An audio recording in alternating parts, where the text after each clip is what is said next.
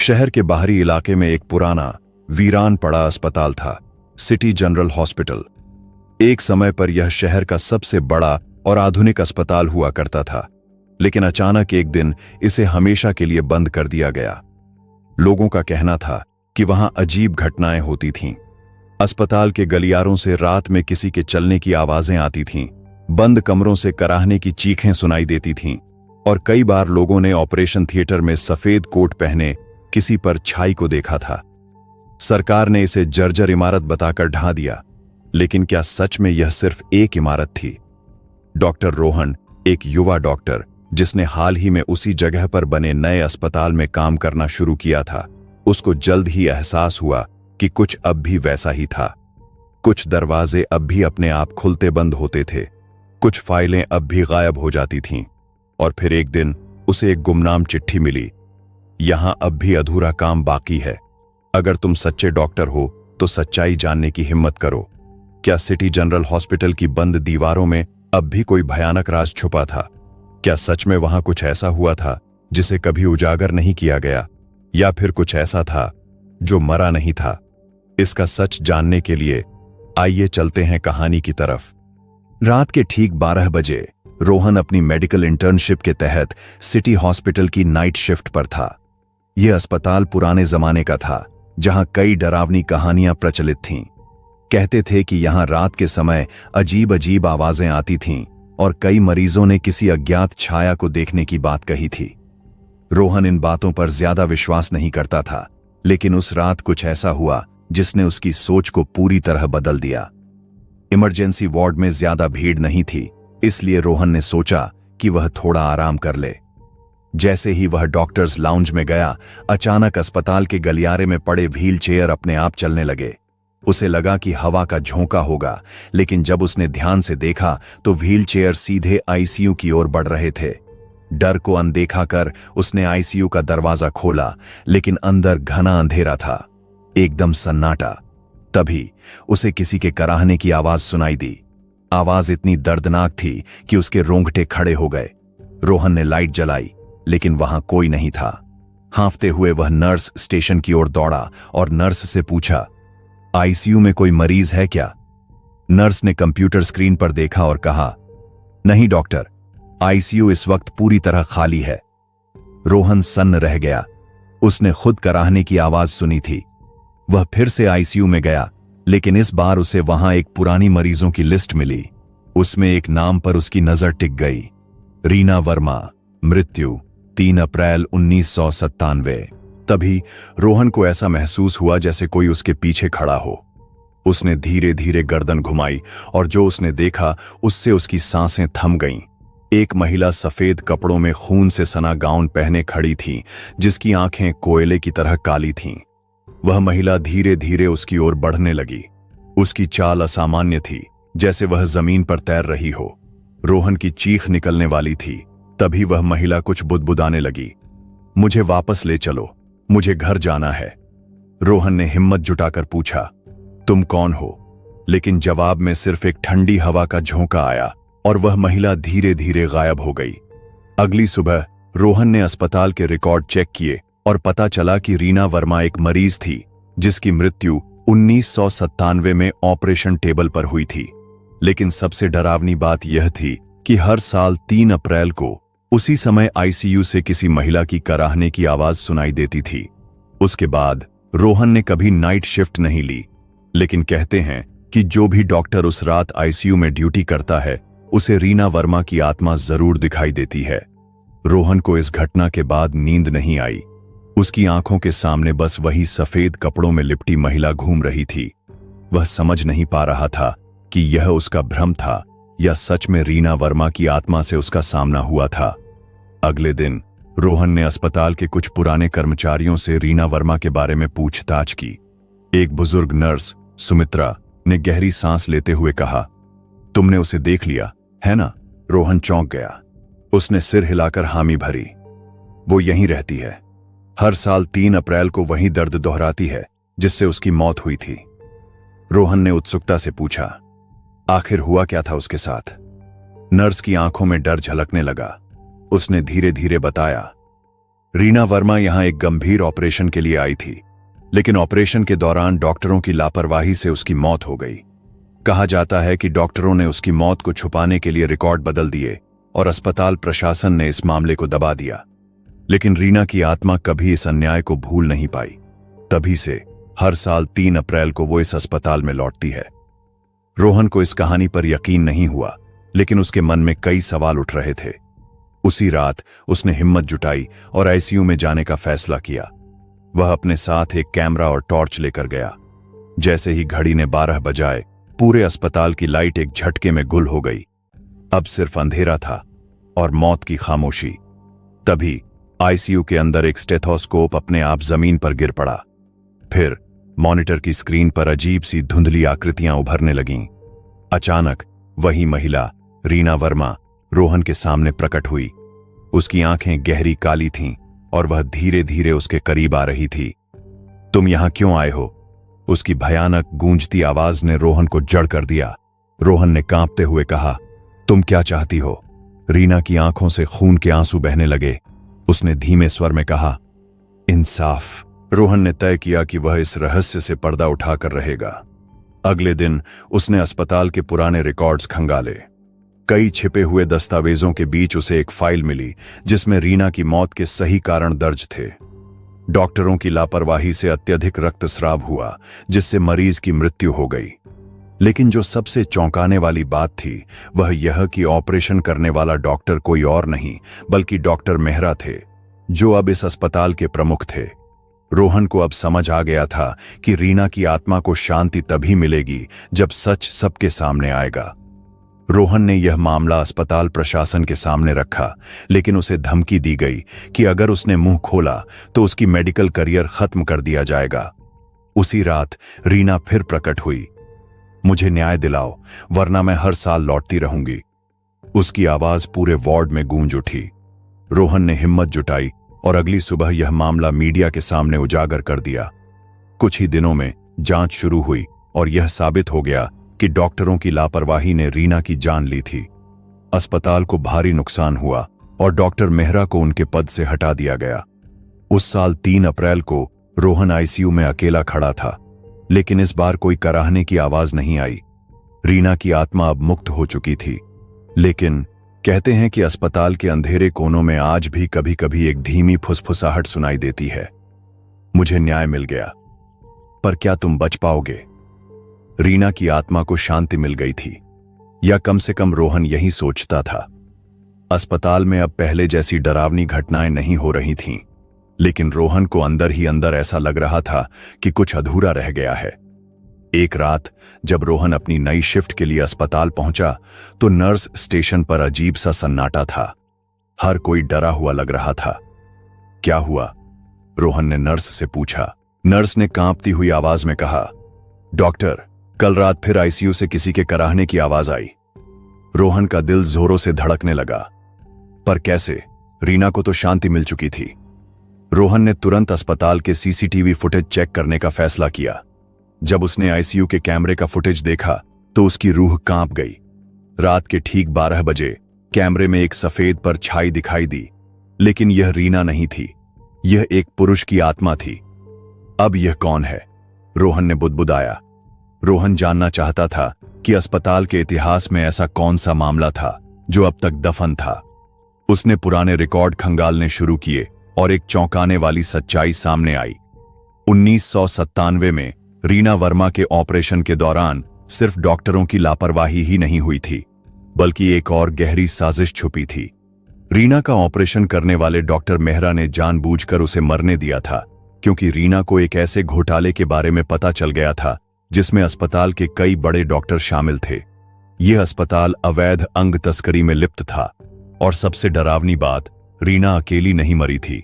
उसी रात आईसीयू में डॉक्टर राजेश नाम के एक सर्जन ने यह सच जानने के बाद आत्महत्या कर ली थी, और अब उसकी आत्मा न्याय की तलाश में भटक रही थी। रोहन को अब समझ आ गया था कि अस्पताल में सिर्फ रीना ही नहीं, बल्कि डॉक्टर राजेश की आत्मा भी मौजूद थी। अगली रात रोहन अकेले आईसीयू में गया। उसने जोर से कहा, डॉक्टर राजेश, मैं जानता हूं कि आपके साथ क्या हुआ था। मुझे बताइए कि मैं आपकी मदद कैसे कर सकता हूं।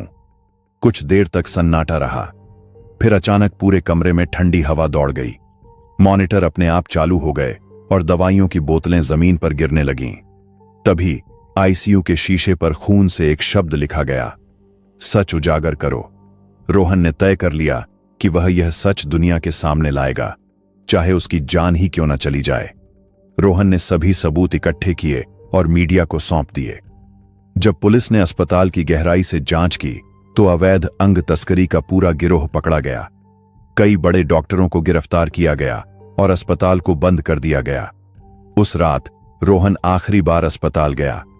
आईसीयू अब वीरान पड़ा था। उसने धीरे धीरे अंदर जाकर कहा, तुम्हें न्याय मिल गया, अब तुम चैन से रह सकते हो। एक आखिरी बार रोहन को पीछे से एक हल्की सी आवाज सुनाई दी, धन्यवाद। और उसके बाद आईसीयू में हमेशा के लिए सन्नाटा छा गया। लेकिन क्या यह अंत था? कहते हैं कि भले ही अस्पताल बंद हो गया, लेकिन जो भी उस इमारत के पास से गुजरता है उसे अब भी किसी के फुसफुसाने की आवाज आती है, सच को कभी मत छुपाना वरना मैं लौट आऊंगा। अस्पताल बंद हो चुका था। रोहन को लगा कि अब सब कुछ खत्म हो गया है, लेकिन उसकी बेचैनी बढ़ती जा रही थी। उसे ऐसा महसूस हो रहा था जैसे कोई अदृश्य ताकत अभी भी उसे देख रही है, उसका पीछा कर रही है। एक रात रोहन अपने अपार्टमेंट में सो रहा था। आधी रात को अचानक उसकी नींद खुली। कमरे में एक अजीब सी ठंडक थी। तभी उसे लगा कि कोई उसके बेड के पास खड़ा है। उसने हिम्मत करके आंखें खोलीं और सामने का नजारा देखकर उसका दिल दहल गया। डॉक्टर राजेश की आत्मा उसके सामने खड़ी थी, लेकिन इस बार उसका चेहरा बिगड़ा हुआ था। आंखें काली हो चुकी थीं और उसके शरीर से खून टपक रहा था। सच उजागर करना काफी नहीं था रोहन, आत्मा ने धीरे धीरे कहा। रोहन कांप उठा। तुम्हें तो शांति मिल चुकी थी, फिर तुम यहां क्यों आए हो? डॉक्टर राजेश की आत्मा ने एक गहरी डरावनी हंसी हंसी। क्योंकि अभी सब कुछ खत्म नहीं हुआ। अस्पताल बंद हुआ, लेकिन जो असली गुनहगार था वो अब भी जिंदा है। रोहन चौंक गया। उसे लगा था कि अस्पताल में शामिल सारे डॉक्टर गिरफ्तार हो चुके हैं, लेकिन शायद वह गलत था। डॉक्टर राजेश ने आगे कहा, एक नाम छूट गया, वो जिसने इस पूरी साजिश को शुरू किया था। फिर आत्मा ने खून से दीवार पर एक नाम लिखा, डॉक्टर अजय मल्होत्रा। रोहन के होश उड़ गए। डॉक्टर अजय मल्होत्रा अस्पताल के सबसे प्रतिष्ठित डॉक्टरों में से एक थे। वह हमेशा सभी को नेक दिल और ईमानदार लगते थे, लेकिन सच्चाई कुछ और ही थी। रोहन ने अगली सुबह डॉक्टर अजय मल्होत्रा के बारे में और जानकारी जुटानी शुरू की। उसने पुरानी फाइलें खंगालनी शुरू की और उसे एक चौंकाने वाला तथ्य पता चला।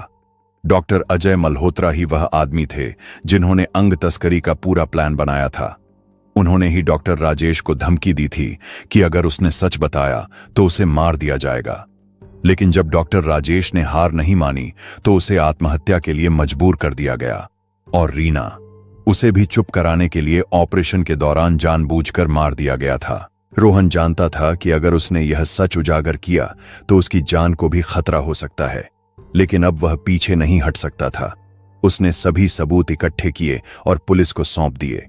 डॉक्टर अजय मल्होत्रा को गिरफ्तार कर लिया गया।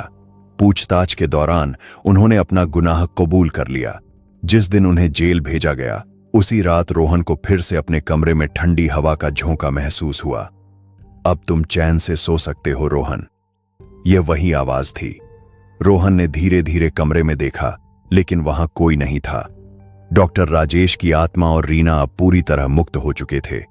अस्पताल को पूरी तरह तोड़ दिया गया। उसकी जगह एक नई इमारत बना दी गई। लेकिन जो भी वहां रात के समय अकेला होता है, उसे कभी कभी अंधेरे में किसी के चलने की आहट सुनाई देती है, और कभी कभी आईसीयू के पुराने कोने से एक धीमी फुसफुसाहट, सच को कभी मत छुपाना वरना मैं लौट आऊंगा। अब तो असली गुनहगार भी पकड़ा गया, पर क्या यह सच में अंत था या कुछ बाकी रह गया? अस्पताल को तोड़कर एक नई इमारत बनाई गई थी, लेकिन अजीब घटनाएं अब भी हो रही थीं। रात के समय सिक्योरिटी गार्ड्स को अक्सर किसी के चलने की आहट सुनाई देती, फाइलें अपने आप गिर जाती, और सबसे डरावनी बात, आईसीयू की जगह पर बने नए कॉन्फ्रेंस हॉल में कभी कभी कराहने की आवाजें आती। लोगों ने इसे अफवाह मान लिया, लेकिन रोहन जानता था कि कुछ अब भी अधूरा था। रोहन को यकीन था कि मामला पूरी तरह खत्म नहीं हुआ है। उसने अस्पताल की पुरानी प्लानिंग रिपोर्ट निकाली और एक चौंकाने वाला तथ्य सामने आया। अस्पताल के पुराने बेसमेंट का कोई रिकॉर्ड नहीं था। यह एक सीक्रेट अंडरग्राउंड वार्ड था जिसे आम मरीजों से छुपाकर रखा गया था। यह वह जगह थी जहां अवैध ऑपरेशन और अंग तस्करी की असली घटनाएं होती थीं। पर सवाल था, यह बेसमेंट अभी भी मौजूद था या ध्वस्त कर दिया गया? रोहन ने अपने दोस्त राहुल, जो एक सिविल इंजीनियर था, उसकी मदद ली। दोनों ने रात के समय नई इमारत की जांच शुरू की। अचानक उन्हें एक कोने में जमीन पर अजीब सा कंपन महसूस हुआ, जैसे कोई खाली जगह के ऊपर खड़े हों। जब उन्होंने टाइल्स हटाईं तो नीचे एक पुराना लोहे का दरवाजा मिला जिस पर जंग लगी थी। क्या यह वही जगह है? राहुल ने कांपते हुए पूछा। रोहन ने सिर हिलाया और दरवाजे को धक्का दिया। दरवाजा जंग लगा होने के बावजूद अपने आप खुल गया, मानो कोई अंदर से इसे खोल रहा हो। नीचे उतरते ही उन्हें सड़ांध की एक तेज गंध महसूस हुई। दीवारों पर खून के सूखे धब्बे थे। ऑपरेशन टेबल्स धूल से भरी पड़ी थीं। और फिर उन्हें एक अजीब चीज दिखाई दी, पुरानी हड्डियों का ढेर। यह वे शरीर थे जिनका कोई रिकॉर्ड नहीं था, जिनकी हत्या कर दी गई थी और जिनकी आत्माएं शायद अब भी यहां फंसी थीं। तभी एक जोरदार झटके से दरवाजा अपने आप बंद हो गया। चारों ओर अंधेरा छा गया। अचानक रोहन और राहुल को किसी के फुसफुसाने की आवाज सुनाई दी। तुम्हें यहां नहीं आना चाहिए था। अचानक एक साया उनके सामने प्रकट हुआ। यह किसी एक आत्मा का नहीं था, बल्कि उन सभी आत्माओं का था जो वहां मारी गई थीं। उनकी आंखें जल रही थीं। उनके शरीर पर ऑपरेशन के गहरे घाव थे। तुम्हें भी हमारे साथ रहना होगा। वे धीरे धीरे करीब आने लगे। रोहन ने हिम्मत जुटाकर कहा, हम तुम्हें मुक्त करने आए हैं, अब तुम्हें बदला लेने की जरूरत नहीं। लेकिन आत्माएं गुस्से में थीं। तभी अचानक एक और परछाई सामने आई, डॉक्टर राजेश की आत्मा। उन्होंने हाथ उठाया और गूंजती आवाज में कहा, अब समय आ गया है कि यह सब खत्म हो। एक जोरदार चीख गूंजी और अंधेरा छा गया। जब रोहन और राहुल ने आंखें खोलीं तो वे ऊपर ग्राउंड फ्लोर पर थे। नीचे का दरवाजा हमेशा के लिए गायब हो चुका था। अगले दिन पुलिस ने वहां खुदाई करवाई और कई लापता लोगों के अवशेष बरामद हुए। अब सारा सच दुनिया के सामने था। रोहन ने राहत की सांस ली। उसने आईसीयू की पुरानी जगह को देखा और धीरे धीरे फुसफुसाया, अब तुम सब मुक्त हो। कोई जवाब नहीं आया, सिर्फ एक हल्की ठंडी हवा चली और पहली बार कोई फुसफुसाहट नहीं हुई। अब अस्पताल का डरावना इतिहास हमेशा के लिए खत्म हो चुका था। लेकिन कहते हैं कि कभी कभी जो भी डॉक्टर उस जगह नए अस्पताल में रात की ड्यूटी करता है, उसे लगता है कि कोई अदृश्य हाथ उसके कंधे पर रख रहा है। और फिर एक धीमी आवाज आती है, ध्यान रखना, सच कभी मत छुपाना। रोहन को लगा कि सब कुछ खत्म हो गया है। अस्पताल की खौफनाक कहानियां अब अतीत का हिस्सा थीं। लेकिन कुछ दिनों बाद उसे एक अनजान नंबर से फोन आया। तुमने जो किया वो सराहनीय था, लेकिन एक गलती कर दी। रोहन चौंक गया। कौन हो तुम? फोन पर एक गहरी सांस ली गई। फिर धीमे स्वर में कहा गया, तुमने गलत लोगों को बेनकाब किया, लेकिन असली मास्टरमाइंड अब भी जिंदा है। रोहन ने सोचा कि यह कोई मजाक है, लेकिन अगले ही दिन उसे एक गुमनाम चिट्ठी मिली। उसमें लिखा था, तहखाने में सिर्फ मरे हुए लोगों की हड्डियां नहीं थीं, वहां कुछ और भी छुपा था। चिट्ठी के साथ एक तस्वीर थी जिसमें एक फाइल का कटा फटा टुकड़ा दिख रहा था। फाइल पर नाम लिखा था, प्रोजेक्ट रीबर्थ। प्रोजेक्ट रीबर्थ, मौत के बाद जिंदगी। रोहन ने उस फाइल के बारे में खोजबीन की, लेकिन कोई रिकॉर्ड नहीं मिला। लेकिन एक रात जब वह घर में अकेला था, उसे अपने कमरे में हलचल महसूस हुई। अचानक उसकी टेबल पर रखी किताबें अपने आप गिर गईं और उसके लैपटॉप की स्क्रीन अपने आप ऑन हो गई। स्क्रीन पर सिर्फ एक मैसेज लिखा था, अगर तुम सच्चे डॉक्टर हो तो सच्चाई जानो। रोहन समझ चुका था कि कोई उसे एक और छुपे हुए रहस्य की ओर इशारा कर रहा है। उसने अस्पताल के एक पुराने कर्मचारी मिश्रा जी से संपर्क किया। मिश्रा जी पहले तो घबराए, लेकिन फिर उन्होंने धीमे स्वर में कहा, तुमने तहखाने में जो देखा वह सिर्फ शुरुआत थी। असली जगह वहां से नीचे और गहरी थी। वहां एक सीक्रेट लैब थी जहां वो इंसानों पर खतरनाक प्रयोग करते थे। रोहन अवाक रह गया। किस तरह के प्रयोग? मिश्रा जी की आवाज कांपने लगी। प्रोजेक्ट रीबर्थ, मर चुके लोगों को दोबारा जिंदा करने की कोशिश। रोहन को यकीन नहीं हो रहा था, लेकिन अब एक नई कड़ी जुड़ चुकी थी। क्या यह संभव था कि अस्पताल के तहखाने में कुछ ऐसे लोग थे जो अब भी मृत नहीं हुए थे? और अगर ऐसा था तो क्या वे अब भी वहीं मौजूद थे? अब क्या होगा? रोहन के सामने अब दो रास्ते थे। पहला रास्ता, वह यह मामला छोड़ सकता था और अपनी जिंदगी बचा सकता था, और दूसरा, वह तहखाने में दोबारा जाकर इस रहस्य से पर्दा उठा सकता था। लेकिन एक बात तय थी, अगर उसने तहखाने का दरवाजा फिर से खोला तो शायद इस बार वह वापस न आ सके। रोहन अब एक ऐसे रहस्य के करीब था जिसका सामना करने की हिम्मत बहुत कम लोग कर सकते थे।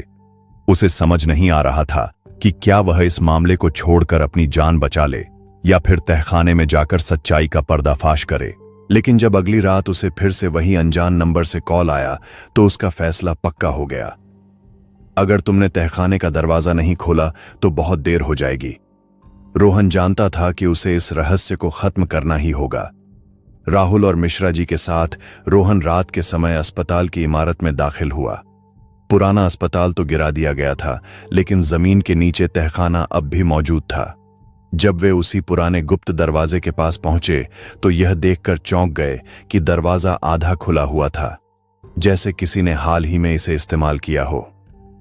यह कैसे संभव है? मिश्रा जी ने कांपती आवाज में पूछा। रोहन ने टॉर्च जलाकर सीढ़ियों की ओर देखा। नीचे घुप अंधेरा था। जब वे नीचे पहुंचे तो उन्होंने देखा कि तहखाने के एक कोने में दीवार पर प्रोजेक्ट रीबर्थ की एक जली हुई प्लेट लगी हुई थी। पर सबसे डरावनी बात यह थी कि वहां एक बड़ी सी कांच की टंकी रखी हुई थी और उसमें कुछ था। रोहन ने पास जाकर देखा तो उसकी रूह कांप गई। वहां एक इंसान जैसा कुछ था, लेकिन अधूरा। उसकी आंखें खुली थीं और वह सांस ले रहा था। यह जिंदा है? राहुल ने घबराकर पूछा। तभी लैब के एक कोने में पड़े कंप्यूटर स्क्रीन पर अपने आप एक वीडियो चलने लगा। वीडियो में डॉक्टर अजय मल्होत्रा दिखे, जिनको पुलिस ने गिरफ्तार कर लिया था। लेकिन वीडियो में वह हंस रहे थे। अगर तुम यह देख रहे हो तो इसका मतलब है कि तुमने लैब को खोज लिया है। तुम्हें लगता है कि पुलिस ने मुझे पकड़ लिया और सब खत्म हो गया। यह तो सिर्फ शुरुआत थी। प्रोजेक्ट रीबर्थ मेरे एक सपने की पहली सीढ़ी थी। मैं इंसानों को मौत के बाद फिर से जिंदा करने वाला था और मुझे सफलता मिल गई थी। वीडियो स्क्रीन के नीचे कुछ फाइल्स रखी थीं, जिनमें कई नाम लिखे थे। रीना वर्मा, असफल प्रयोग। डॉक्टर राजेश, असफल प्रयोग। विष्णु शर्मा, आंशिक रूप से सफल प्रयोग। अज्ञात, पूर्ण रूप से सफल प्रयोग। स्थान, तहखाना। यहां कोई है जो पूरी तरह जिंदा हो चुका है, रोहन ने घबराकर कहा। तभी पीछे से एक जोरदार आवाज आई। तुम यहां नहीं आना चाहिए था। लैब के एक कोने से एक परछाई निकली। यह एक इंसान था, लेकिन उसका चेहरा विकृत था। उसकी आंखें अंधेरे में चमक रही थीं।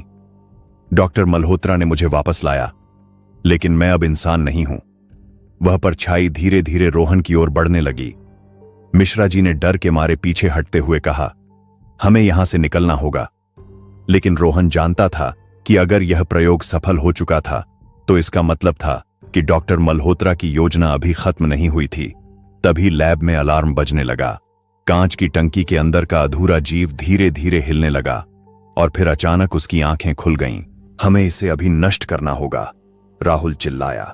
रोहन ने जल्दी से लैब की बिजली बंद करने के लिए पैनल की ओर दौड़ा, लेकिन तभी वह विकृत इंसान उसके सामने आ गया। तुम मेरी योजना को खत्म नहीं कर सकते, रोहन ने हिम्मत जुटाकर कहा। तुम इंसान नहीं रहे, तुम्हें मुक्ति चाहिए। उसने पास पड़ी एक लोहे की रॉड उठाई और एक झटके में बिजली के मुख्य तारों पर दे मारी। एक जोरदार विस्फोट हुआ और पूरी लैब आग की लपटों में घिर गई। रोहन, राहुल और मिश्रा जी किसी तरह बाहर भागे। जैसे ही वे ऊपर आए, तहखाने का दरवाजा अपने आप बंद हो गया और फिर जमीन हिलने लगी। कुछ ही मिनटों में पूरा तहखाना ध्वस्त हो गया। क्या सच में सब खत्म हुआ? रोहन ने राहत की सांस ली। अब यह यकीन था कि प्रोजेक्ट रीबर्थ हमेशा के लिए खत्म हो गया। लेकिन जब वह अपनी कार में बैठा तो उसके मोबाइल स्क्रीन पर एक नया नोटिफिकेशन आया। प्रोजेक्ट रीबर्थ ट्रांसफर हो चुका है, अगला स्थान सुरक्षित है। और फिर स्क्रीन ब्लैक हो गई। क्या यह वास्तव में अंत था या फिर डॉक्टर मल्होत्रा का खेल अभी बाकी था? तहखाने की अंतिम लड़ाई के बाद रोहन ने सोचा कि सब कुछ खत्म हो चुका है। अस्पताल के खौफनाक रहस्य अब अतीत बन चुके थे। जमीन में ढंसी हुई लैब और वहां के प्रयोगों को खत्म करने के बाद रोहन और उसके दोस्त राहत की सांस ले रहे थे। लेकिन जैसे ही रोहन ने अपने घर की दहलीज पार की, उसे एहसास हुआ कि उसकी दुनिया अब कभी वैसी नहीं रहेगी। कुछ हफ्तों बाद रोहन ने अस्पताल और उसके आसपास के इलाके की पूरी जांच की। सभी सबूत नष्ट हो चुके थे और पुलिस ने भी इसे एक दुर्घटना मान लिया था। रोहन ने खुद को समझाया कि वह अब इस भयावह अध्याय को बंद कर सकता है। लेकिन एक रात जब वह सोने के लिए लेटा था, उसके दरवाजे की घंटी बजी। उसने दरवाजा खोला, लेकिन कोई नहीं था। तभी फोन पर एक संदेश आया, याद रखना, कुछ चीजें कभी खत्म नहीं होती। प्रोजेक्ट रीबर्थ जिंदा है। रोहन का दिल जोरों से धड़कने लगा। उसने फोन को देखा, लेकिन संदेश भेजने वाला नंबर अज्ञात था। यह तो वही नंबर है, रोहन बुदबुदाया। फोन की स्क्रीन पर अचानक से वही कटा फटा फाइल दिखाई दी जिस पर प्रोजेक्ट रीबर्थ लिखा हुआ था। रोहन को समझ में आ गया, यह सच था। डॉक्टर मल्होत्रा का खेल खत्म नहीं हुआ था। वह कहीं न कहीं अब भी सक्रिय था। लेकिन इस बार रोहन ने ठान लिया था कि वह अपनी जान की कीमत पर इस खेल को खत्म करेगा। यह कहानी खत्म हो सकती थी, लेकिन एक बात तय थी, जब तक सच्चाई सामने नहीं आ जाती तब तक डर और खौफ का सिलसिला कभी नहीं रुकता। और इस बार वह लड़ाई कभी नहीं रुकने वाली थी। रोहन ने फोन की स्क्रीन पर चमकते संदेश को देखा, लेकिन इस बार उसके मन में कोई डर नहीं था। उसने फोन उठाया और बिना कोई जवाब दिए उसे बंद कर दिया। उसने तय कर लिया था, अब यह सब खत्म करना होगा। अगले दिन रोहन शहर छोड़कर पहाड़ियों में बसे एक छोटे गांव में चला गया। उसने अस्पताल के बारे में सोचने से खुद को रोक लिया। वह अब एक नए जीवन की शुरुआत करना चाहता था, जहां भूत, रहस्य और खौफ का कोई नामो निशान न हो। समय बीतता गया। पुराने अस्पताल की जगह एक नई इमारत खड़ी कर दी गई। वहां अब एक स्कूल बन चुका था, जहां बच्चे हंसी खुशी खेलते थे। वह जगह जहां कभी चीखें गूंजा करती थीं, अब बच्चों की खिलखिलाहट से भर चुकी थी। अब वहां कोई फुसफुसाहट नहीं थी, कोई साया नहीं था, कोई रहस्य नहीं था। सब कुछ हमेशा के लिए खत्म हो चुका था। दोस्तों, कुछ कहानियां बस एक अंत तक नहीं जाती, वे समय के साथ धुंधली पड़ती हैं, लेकिन कभी पूरी तरह मिटती नहीं। पुराना अस्पताल गिरा दिया गया, रहस्यमयी तहखाने नष्ट हो गए और डॉक्टर रोहन ने नए जीवन की शुरुआत कर ली। लेकिन क्या सच में हर राज मिट गया? शायद हां, शायद नहीं। रात के अंधेरे में जब तेज हवा पुराने शहर की गलियों से गुजरती है, तो कुछ लोग अब भी कसम खाते हैं कि वे किसी अनजान कोट पहने शख्स को देख चुके हैं। कोई कहता है वह बस एक भ्रम है, कोई कहता है कुछ चीजें कभी नहीं मरती। तो फिर क्या यह अलविदा है या किसी और डरावनी रात की दस्तक? दोस्तों, आज के लिए बस इतना ही। हम आपसे फिर मिलेंगे एक और कहानी के साथ। तब तक के लिए ख्याल रखें अपना। अलविदा।